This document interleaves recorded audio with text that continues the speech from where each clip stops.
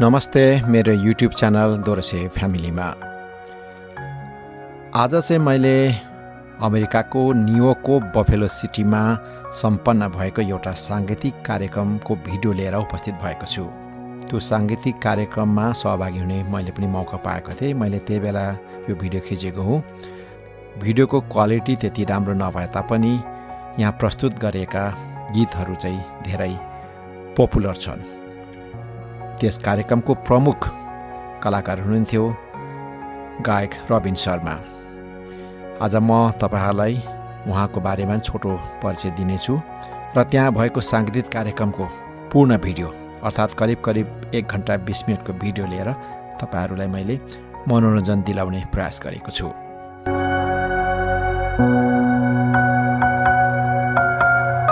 उहाँ हुनुहुन्छ वरिष्ठ गायक रबिन शर्मा। गीत सङ्गीतका श्रोताले उहाँलाई यही नामले चिन्दछन्, तर उहाँको अफिसियल अर्थात् आधिकारिक नाम हो राजेन्द्र शर्मा। राजेन्द्र शर्मा भनेपछि तपाईहरुको दिमागमा पक्कै रेडियो नेपालको अङ्ग्रेजी समाचार वाचकको याद पनि आयो होला। यति मात्र होइन, त्रिभुवन विश्वविद्यालयका अङ्ग्रेजी साहित्यका विद्यार्थीहरूले उहाँलाई राजेन्द्र शर्माकै नामले चिन्दछन्। बहुआयामिक व्यक्तित्वका धनी उहाँलाई म भने राजेन्द्र शर्माको नामले बढी चिन्दछु। कारण उहाँको यही नामबाट उहाँले जे काम गर्नुहुन्थ्यो, मेरो र उहाँको सम्बन्ध त्यहीसँग गाँसिएको छ। उहाँले त्रिभुवन विश्वविद्यालयमा प्राध्यापन कार्यमा संलग्न हुँदादेखि नै रेडियो नेपालको समाचार महाशाखामा अङ्ग्रेजी भाषाको समाचार सम्पादक र वाचक भएर रेडियो नेपालसँग सम्बन्ध गाँसिसक्नु भएको थियो। त्यति मात्र होइन, गीत सङ्गीत क्षेत्रमा संलग्न भएकोले रेडियो नेपालबाट टाढा रहने त कुरै भएन। आफ्नो करियरको उत्तरार्धमा उहाँले त्रिभुवन विश्वविद्यालयबाट सेवा परिवर्तन गरी रेडियो नेपालकै पूर्णकालीन कर्मचारी बन्नुभयो। त्यसपछि भने बढी व्यवस्थापकीय र प्रशासनिक कार्यमा लाग्नुभयो र रेडियो नेपालको कार्यकारी निर्देशकको समेत जिम्मेवारी सम्हाल्नुभयो। उहाँ र मेरो सम्बन्ध पनि रोचक अनि बहुआयामिक छ। अहिले हामी दुवैजना परदेशमा छौँ। आज उनै सरसँग प्रदेशमै प्रत्यक्ष भेटघाट गर्ने अवसर जुर्यो। त्यसो त बेला बेला हाम्रो टेलिफोन मार्फत कुराकानी भइरहन्थ्यो, तर प्रत्यक्ष भेटघाट पनि भएको थिएन।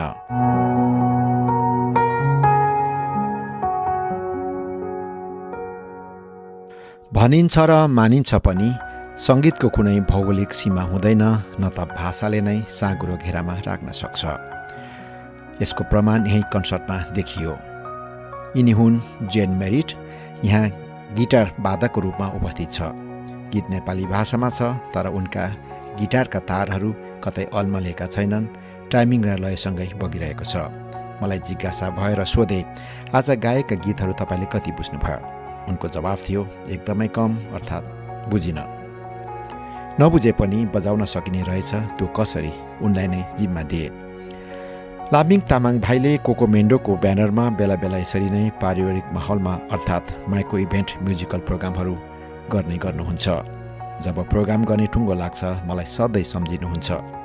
म पनि भ्यासम्म उपस्थित हुने प्रयास गर्छु। उनको प्रोग्राम गर्ने स्टाइल चाहिँ नेपालको नेपालयको पलेटी साङ्गीतिक कार्यक्रमको मोडेलमा हुन्छ। पलेटीमा चाहिँ कलाकारहरू पलेटी कसेर बस्छन्, तर यहाँ चाहिँ कलाकारहरू कुर्सीमा बस्ने गर्दछन्।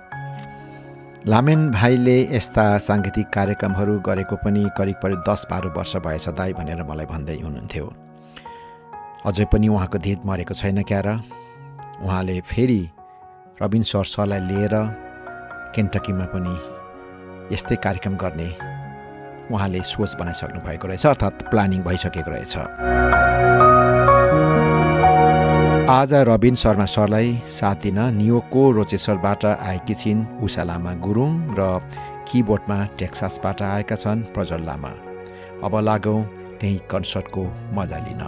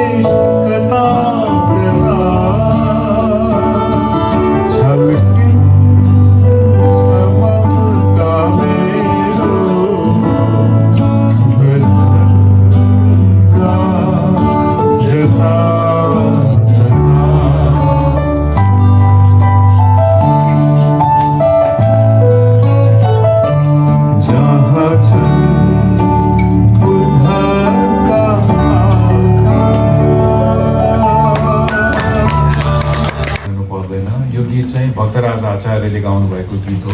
स्रष्टालाई जहिले पनि सम्मान गर्नुपर्छ र नाम लिन बिर्सिनु हुँदैन। अनि उहाँ यो गीत लेख्ने चाहिँ बमबहादुर थापा जिताली। हामी श्याम हाम्रो चाहिँ मिलन हामीसँगै यो रेडियो नेपालमा सँगै काम गर्ने हो। उहाँ रेडियो नेपाल जोइन गर्नुभएको मलाई सम्झना छ। उहाँ राष्ट्रिय कम्प्युटर केन्द्र भन्नेमा काम गर्नुहुन्थ्यो। त्यो कम्प्युटर केन्द्र चाहिँ त्यो बन्द भएपछि त्यहाँका कर्मचारीहरूलाई यताउता सार्ने क्रममा बमबहादुर थापा जिताले रेडियो नेपाल आउनुभयो। उहाँलाई साहित्यमा पनि रुचि, गीतहरू पनि लेख्ने, अनि पछि उहाँले पिएचडी पनि गर्नुभयो उहाँलाई चाहिँ। अनि उहाँले लेख्नु भएको गीत हो। उहाँलाई भेट्दाखेरि म जहिले पनि के भन्छु भनेदेखि त्यस्तो गीत चाहिँ अर्को आएन नि थापाजी भनेर। अनि उहाँले मलाई के भन्नुहुन्छ भनेदेखि तपाईँको पनि त कुन मन्दिरमा जस्तो अर्को गीत आएन। Okay. What I mean to say is, an outstanding song doesn't come out always. It's sometimes, once in a decade you have a gem of a song, something that would be treasured beyond your generation, beyond generations.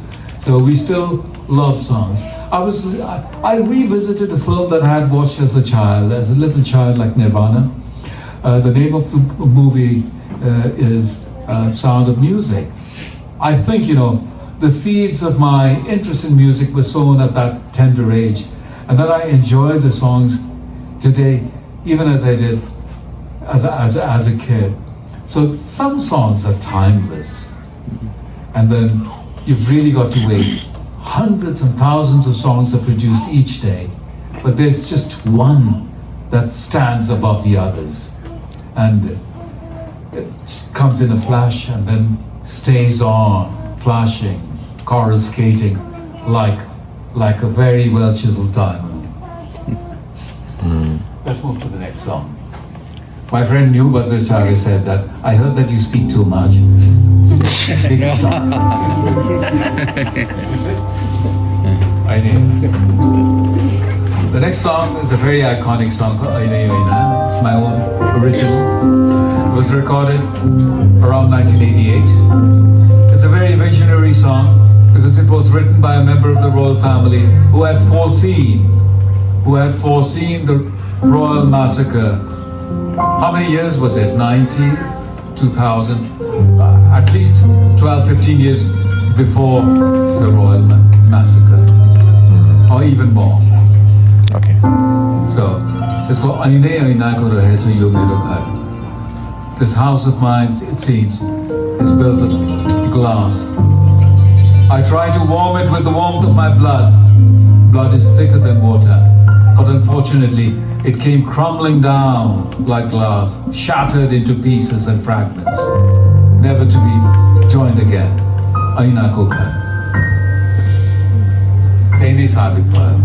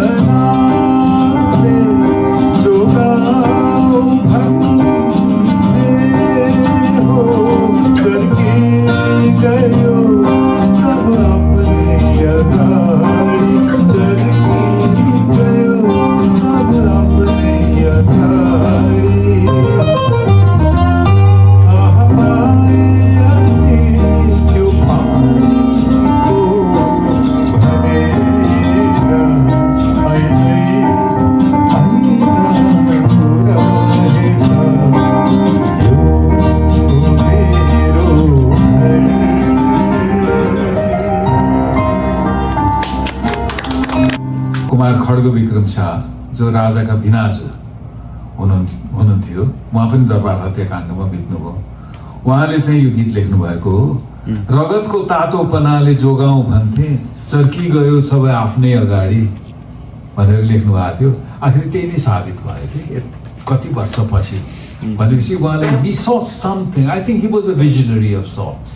So he had seen that something ominous is going to happen, something, evil is going to happen. So it was a kind of a subtle prediction of what was to come, what was in the offing, long before it actually happened.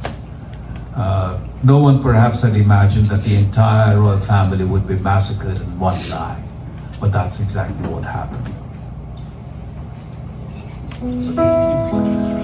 अब म नारायण गोपालको एउटा गीत सुनाउँछु।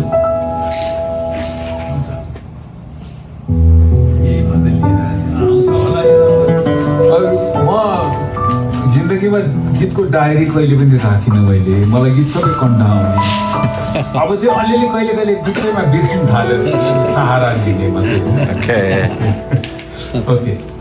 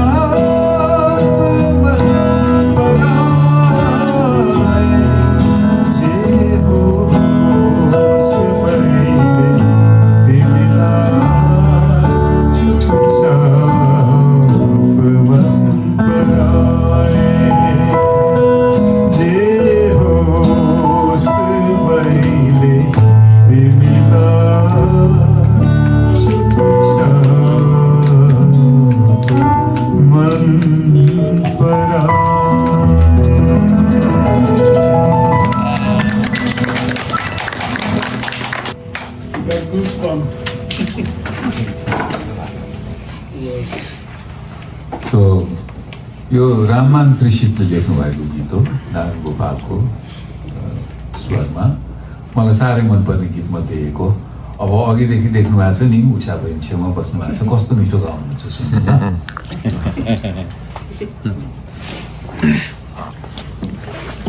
एक्सपेक्टेसनहरू बढे जस्तो भयो अब उहाँले भनिदिनु भइसक्यो यहाँ सबैजनालाई नमस्कार यहाँ आइदिनु भयो एकदमै खुसी लाग्यो र म चाहिँ शान्ति ठटालज्यूले गाउनु भएको शान्ति ठटालज्यूको स्वर अनि शब्द र यसलाई सङ्गीत गर्नुभएको छ अमर गुरुङज्यूले यो एकदमै गाह्रो गीत सरको अगाडि मैले प्रयास गर्न गइरहेको छु अनि भुल भएमा माफ गरिदिनु होला के भन्न खोज्नु हुँदैन हजुर अलिक ढिलो आइपुग्यो हामी यहाँ होइन उषा त नाम थाहा भयो लास्ट नेम थाहा भयो मेरो Usha Lama Gurung Usha thank you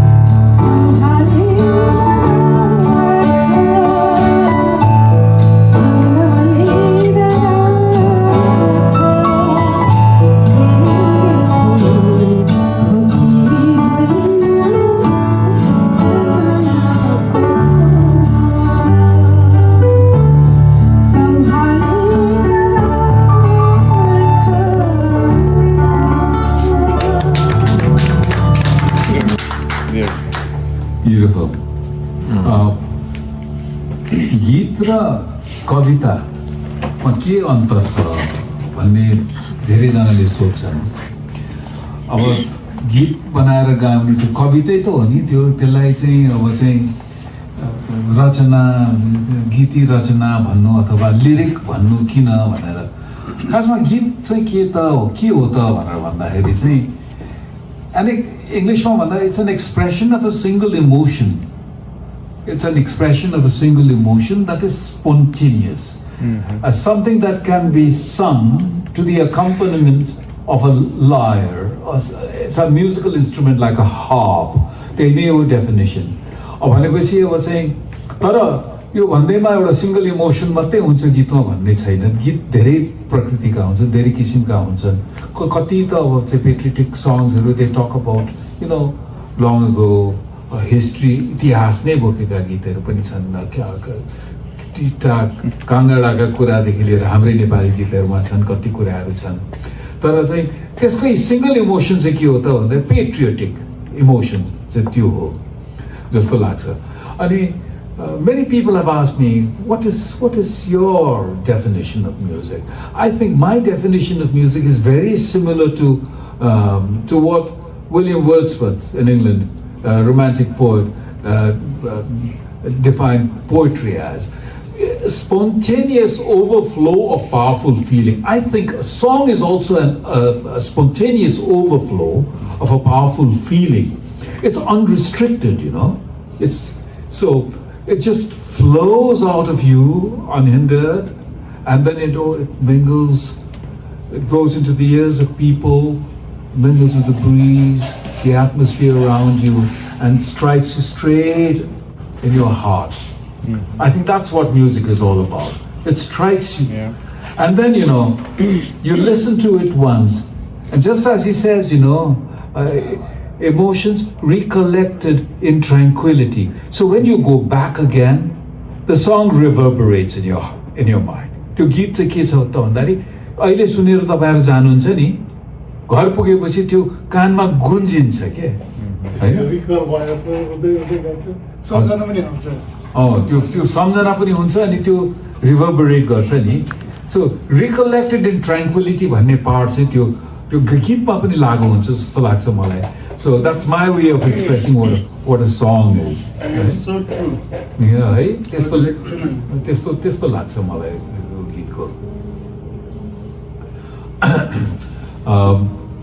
Narayana Gopal happens to be one of my favorite singers, so I'll have to sing one more song.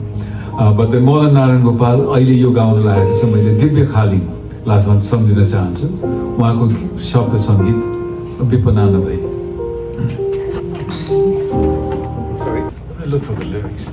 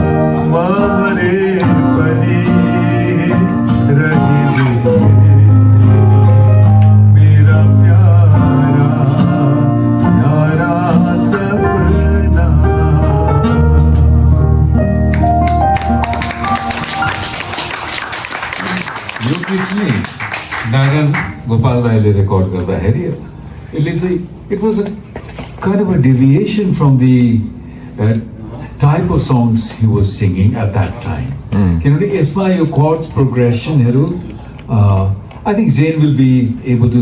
Zane is very knowledgeable about South Asian music, not just Nepali music, but Bollywood music and music.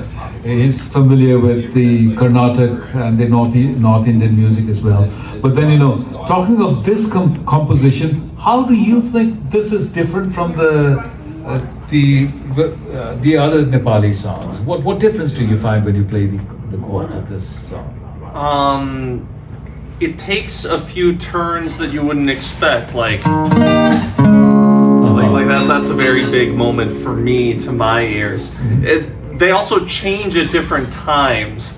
When a chord changes is sometimes at unexpected points. Yeah, I think this was hailed. This was appreciated for the chords combination and the way it was presented by Naren Gopal.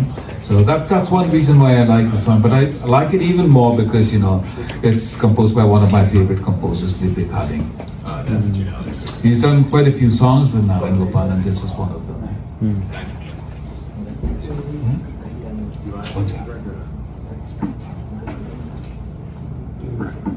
Yeah. One of my contemporaries, Prakash Shrestha, also lives in the United States now. Yeah, I'd like to sing one of his songs as a tribute to him. In those days, this was one of the most popular songs. And although we joined Radio Nepal, we started singing in Nepal together almost at the same time. He recorded a few months before I did. This was, his first song was Chekera Chekina. I don't know if you remember Chekera Chekina. Himalaka Takura. And then this is one of his famous ones. Da da da da.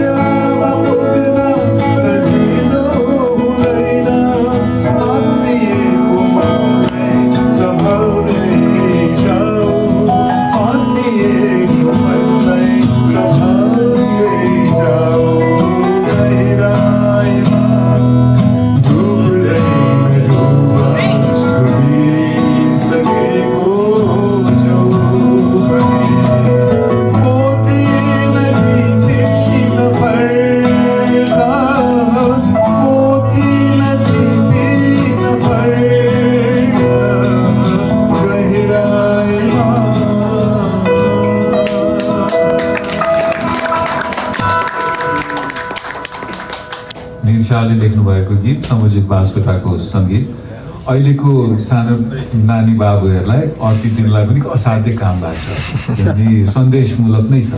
This has a very good message. It's a very good song, to inspire young kids. So don't go down into the deep, but if you do, don't return without getting the pearl. Yeah. So, of course, life is full of obstacles. It's going to be, you go through the trials and tribulations in life, but then, be careful, tread carefully, because it's not easy to attain your objective. So, tread your steps with caution. You will get there if you just keep trying, keep going. So, I think it's a very good message for the young generation. अब उषाको गीत सुन्ने. For many years in the same office, he's a man of sorts. He started off as a technician, as a sound engineer, and then ended up in the newsroom and became one of the best, news editors, reporters. खुकुरी filter साहसीको एकमात्र चाहना. That was my voice too. But then, you'd be surprised. Panther for those who dream. It's amazing. And also Fair and Lovely.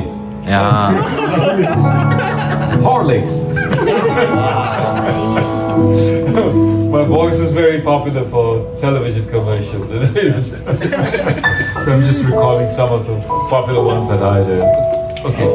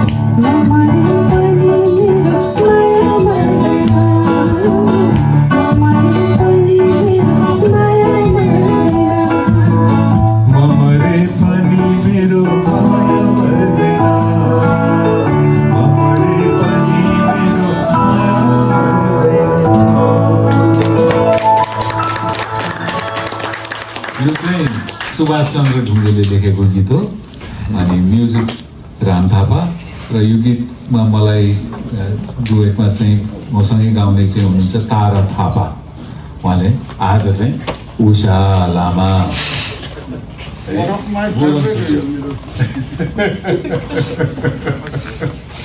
One of my favorite.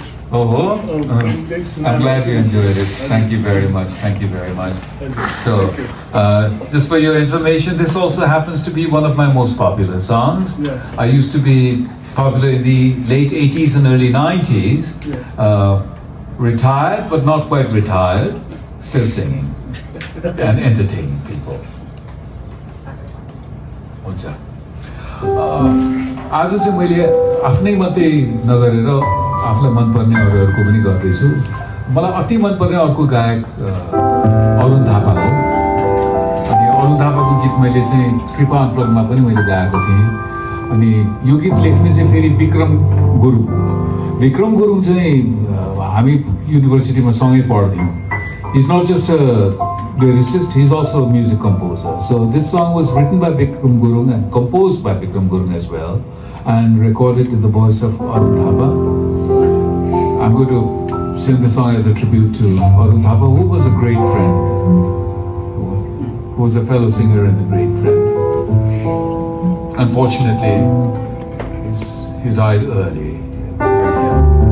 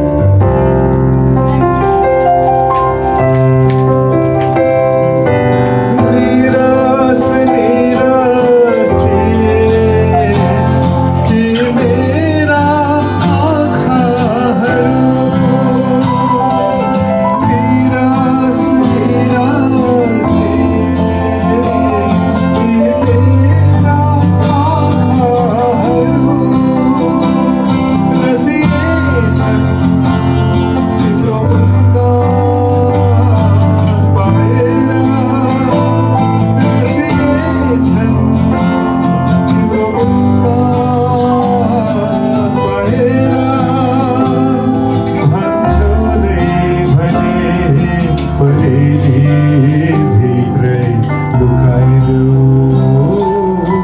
आँखाको नि खुसीलाई हृदयको तरङ छेडे जाने तिमीलाई के सजायो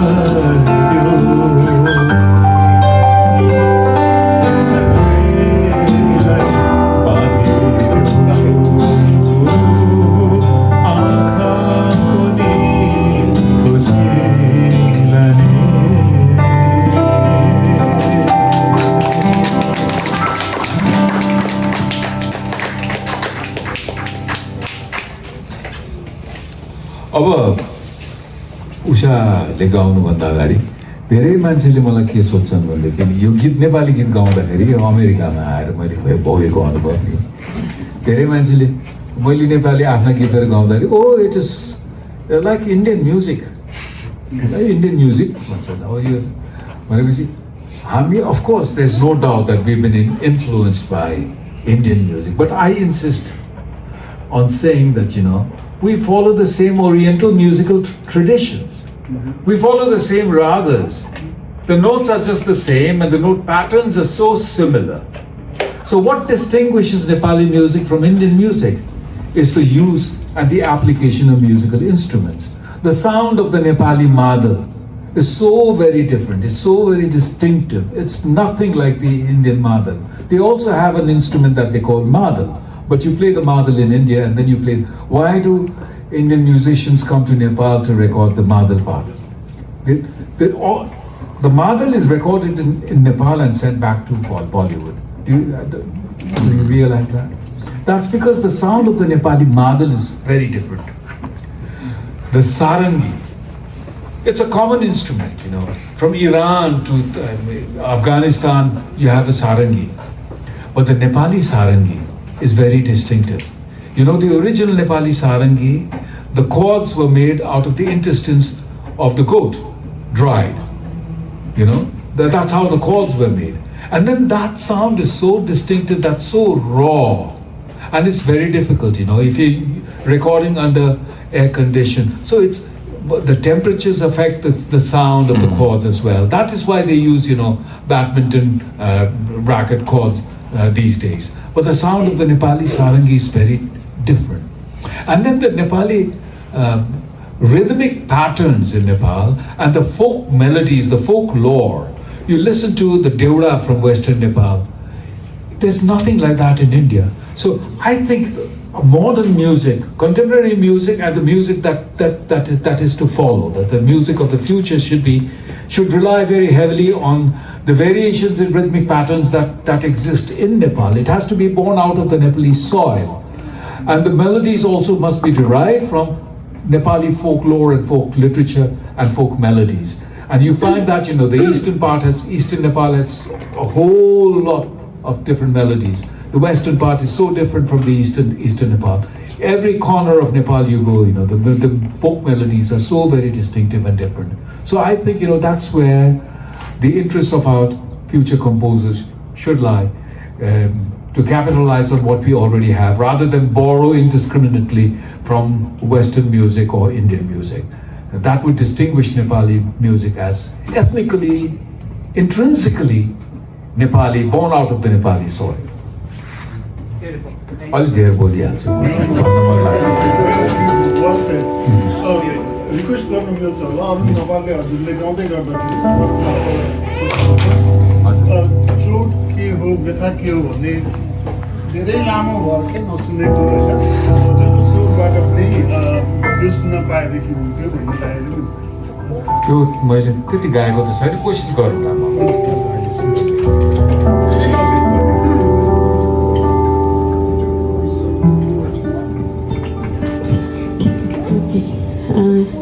फेरि पनि म अर्को सङ्ग कोसिस गर्न गइरहेको छु म चाहिँ सरको छेउमा बस्न मात्रै आएको हो खासै चाहिँ त्यस्तो गाउन धेरै आउँदैन यो चाहिँ मेरो आफ्नै सङ्ग हो म कर्मा गेलछन् बोमजन दाजुले कम्पोज गर्नुभएको कुमार मिश्र दाजु हुनुहुन्छ हाम्रो सिटीमा यहाँहरूलाई थाहा पनि होला उहाँको शब्द रहेको छ अनि स्वर चाहिँ मैले दिएको छु, कोसिस गरेको छु। एकदमै कामदेखि आएर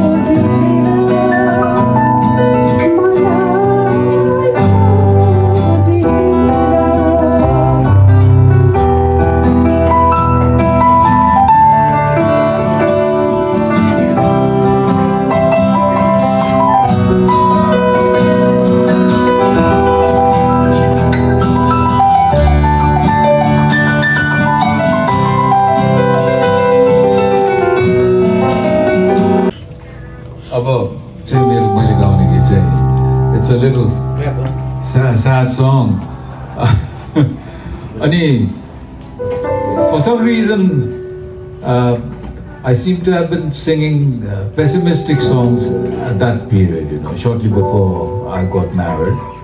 And there were people who branded me as bairagi gayak, यस्तै खालको गीत गाउँछ कतिपयको खोजीमा पनि अनि प्यारको आघातले मेरो खुसीहरू लुटाइदिन्छ भन्ने गीत गाएको थिएँ त्यसमा जिते म फर्स्ट पनि भएँ अनि त्यसपछि यो आफैलाई भार भयो भन्ने आयो गीत रेकर्ड गरेको तर मलाई यो गीत चाहिँ किन अचम्म लाग्छ भनेदेखि त्यो बेला गीति कथा भन्ने रेडियो नेपालबाट चाहिँ असाध्यै पपुलर कार्यक्रम हुन्थ्यो जसले गीति कथा लेखे पनि यो गीत चाहिँ पर्थ्यो अनि चिठी आउँथ्यो बोराका बोरा त्यो चिठीमा के लेख्थ्यो नि यो गीत त मेरो जिन्दगीलाई कति मिल्छ भने कतिजनाको जिन्दगीलाई मिल्यो For a moment, I used to think every Nepali is, going through something very serious, because why would they be?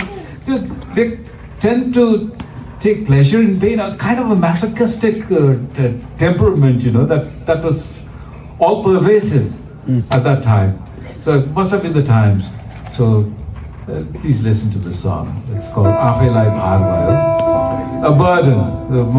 My life has become a burden to me. But honestly, it's not true. Beautiful number.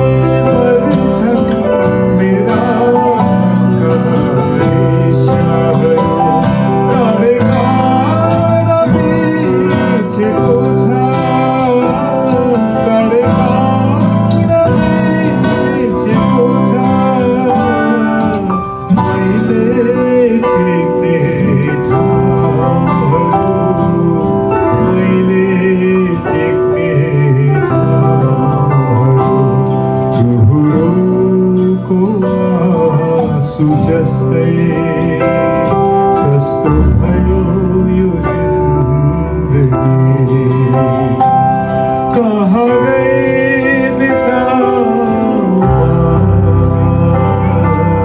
निरस यो जिन्दगी आफैलाई हार भयो आज आफ्नै जिन्दगी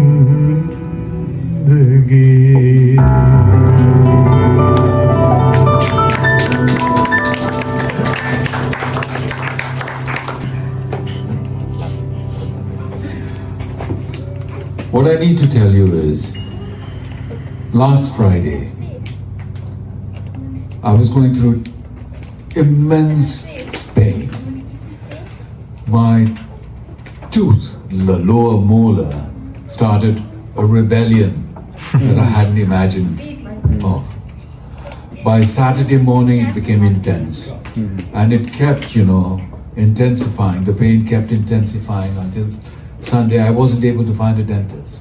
I went to a dentist on Monday morning, and they diagnosed an infected molar and prescribed antibiotics and sent me back home. After 2 days of antibiotics, there was absolutely no effect. The pain aggravated.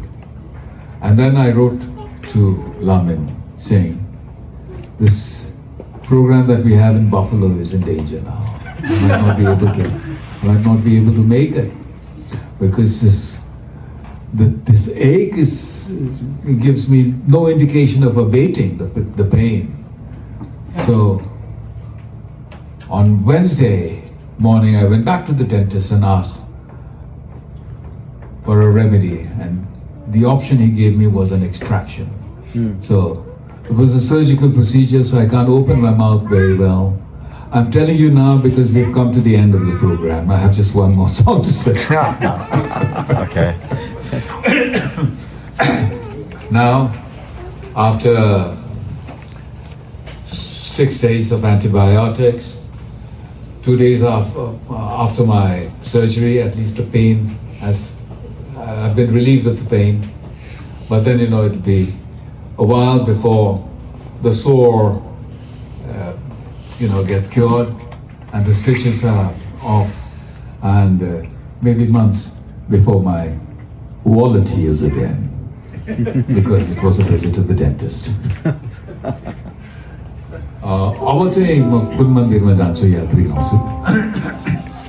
I kept it till the last moment.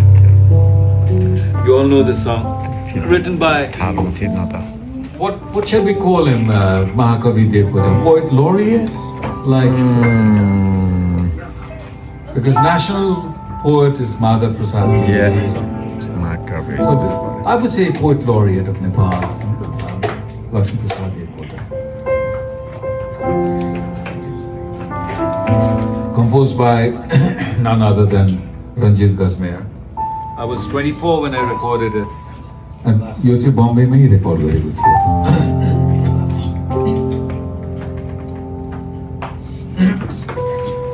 Let's do it.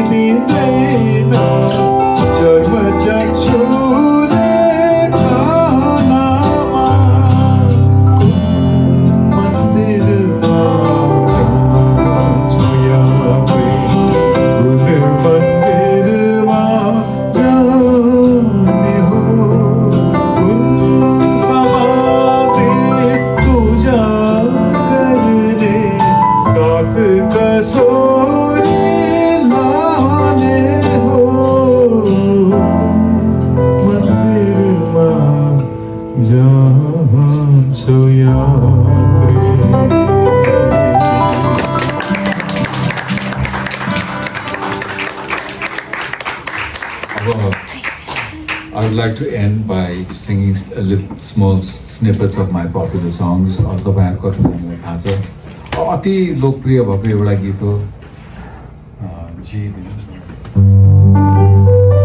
जुनी जुनीला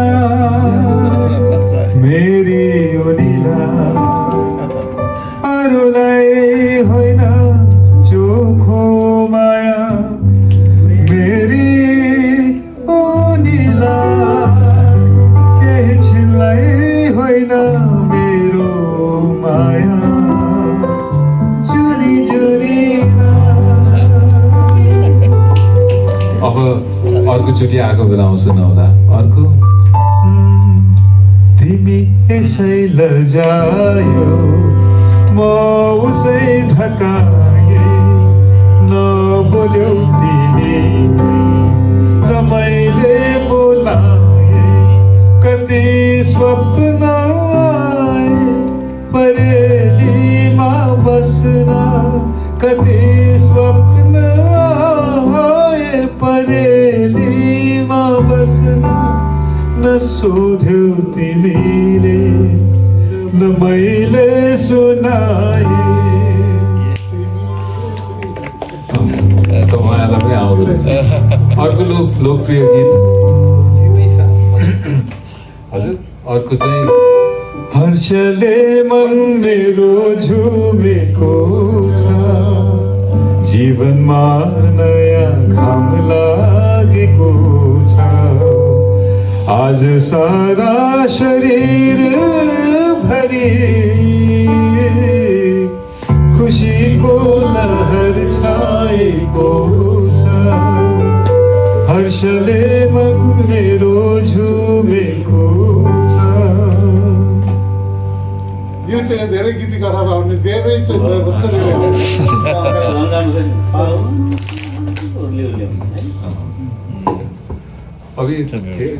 त्यो बेलामा त golden touch नै थियो जस्तो लाग्छ त्यो माइराजको golden touch भने जस्तो जुन गीत गाए पनि त्यो पनि त्यति श्रोताले मन पराइदिने मलाई त्यति चित्त नबुझेको गीतहरू चाहिँ के थियो भने बसन्तले सजिएकी मेरी मायालु प्रकृतिकी सुन्दरी तिमी मेरो मुटुमा टाइदेऊ मेरो मुटुमा टाइदेऊ यो पनि मन परायो मान्छेले अर्को मलाई त्यति चित्त नबुझेको चाहिँ मनका सबै बोझहरू बिसाइदेऊ न बिन्ती रिसाउँदा झनै राम्री रिसाउँदा झनै राम्री रिसाइदेऊ न बिन्ती यस्ता गीत अरूहरू पनि छन् अब फेरि चाहिँ रवि शर्मा त्यसरी गीत गाउनु भयो भने साथीभाइलाई पनि ल्याउनु होला अलिक धेरै मान्छेले सुनाउन पाइयोस् thank you very much sir यो के अरे तपाईँलाई चित्त नबुझेपछि केमा चित्त बुझेन यो केमा चित्त बुझेन यसको लिरिक्स कि म्युजिक कि होइन मलाई यो चाहिँ के छ भने नि त्यो मनका सबै बोझहरू चाहिँ लिरिक्सको जति वेट छ नि त्यति चाहिँ एरेन्जमेन्टले बोकेन कि एरेन्जमेन्टको प्याटर्नले बोकेन कि जस्तो लागेर मैले रामलाई यसमा एरेन्जमेन्ट फेरि गरेर रेकर्ड गरौँ न भनेर भनेको ए ओके ओके शब्द मन परेको सानो टुक्रा कतिलाई हामी सुनेका छौँ मैले 12 कुरा पनि गर्छु हजुरले म सेयर गर्नु आधी बेरीको अलिकति एउटा टुक्रा चाहिँ आधी बेरीको हजुर बनायो माया नमेटिने नभेटिने कुनै शब्दले नलेखिने मुटुको ढुकढुकी भन यो के हो यो माया हो मन एक दुई काया हो जीवन को शीतल छाया हो भन यो के हो यो माया हो भन यो के हो यो माया हो आदिदेवी भन्ने कविता कृष्णमूर्ति भन्ने इन्डियन सिङ्गरसँग डुएट गाएको बम्बेमा ल आजको कार्यक्रम अब यति नै thank you very much for coming धेरै आभारी छु थ्याङ्क यू